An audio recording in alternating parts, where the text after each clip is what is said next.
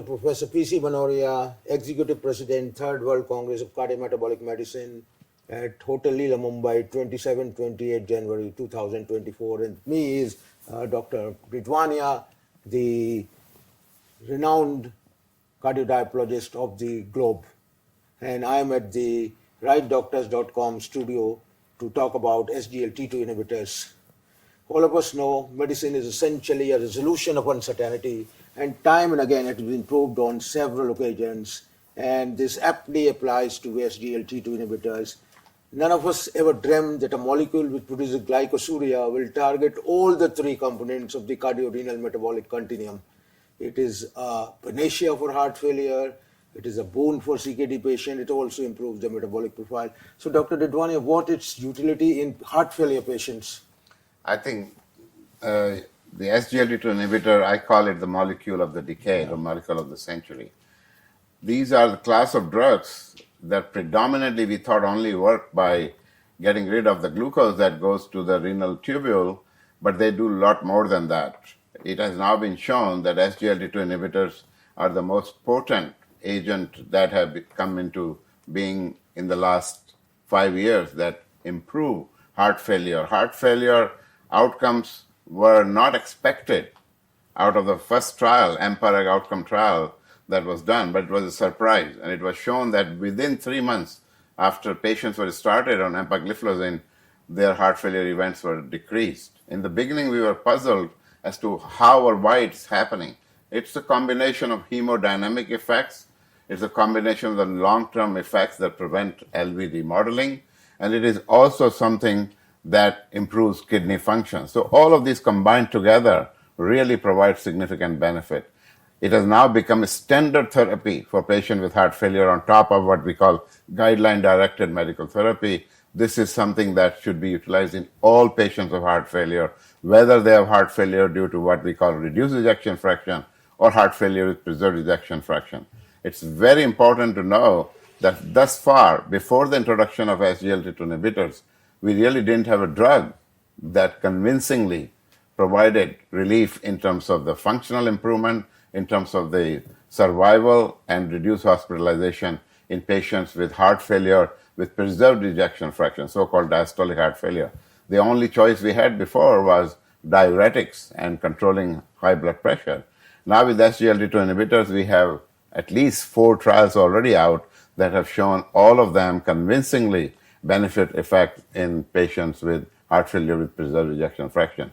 So I would say that these are drugs that are more effective in reducing the events related to heart failure and cardiovascular system than just diabetes. These are drugs that should now be utilized by all cardiologists. These are not just diabetes drugs. This is the misconception.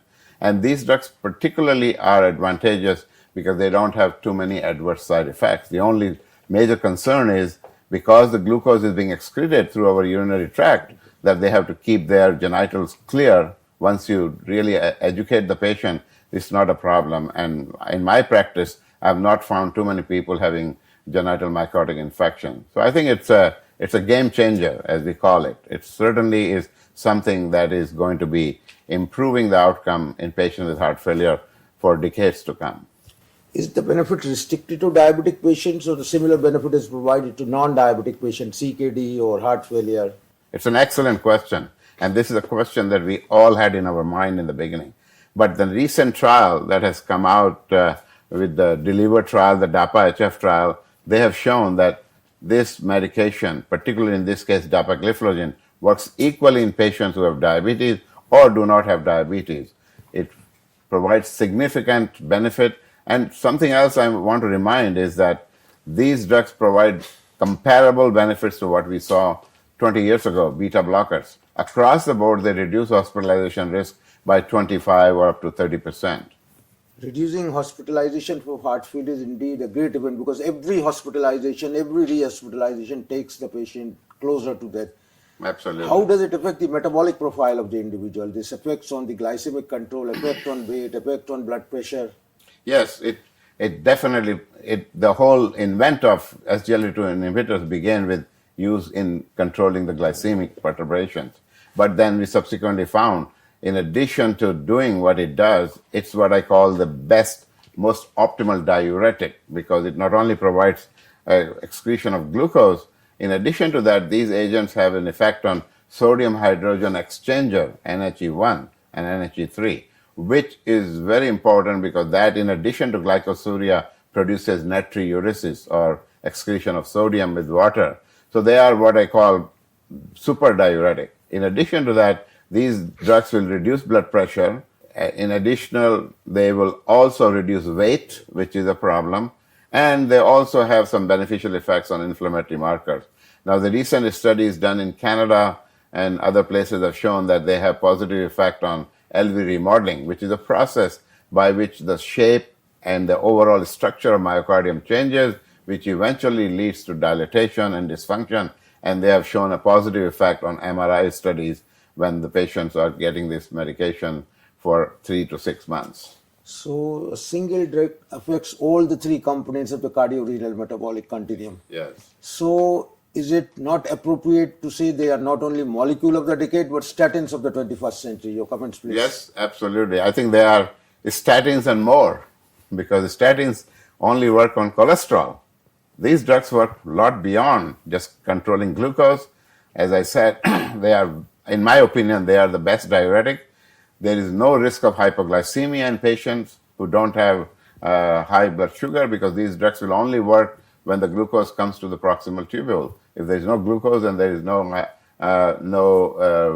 decrease in blood glucose. And in addition to that, something people don't recognize is that these drugs work very well in patients with long-term diabetes, because they are not dependent on the action of insulin. SGLT-2 inhibitors, as I said, work by protecting or by preventing reabsorption of glucose in proximal tubule. 90% of glucose is reabsorbed in our renal tubule, proximal tubule, and by preventing the reabsorption and causing diuresis, these drugs have phenomenal effect. And I think in the beginning, when the results came, where hospitalization for heart failure were reduced within 3 months, we were all surprised what's going on. In the beginning, we thought maybe it's due to decrease in hematocrit, other things, but this is pure hemodynamic effects. So SGLT-2 inhibitors continue to surprise us right from the beginning. We are learning more and more, and I'm sure next time we meet at the 4th World Congress, we will have newer and newer data. Thank you very Absolutely. much. Pleasure. For the wonderful takeaways. Thank you, Thank you Dr. very Manoria. much.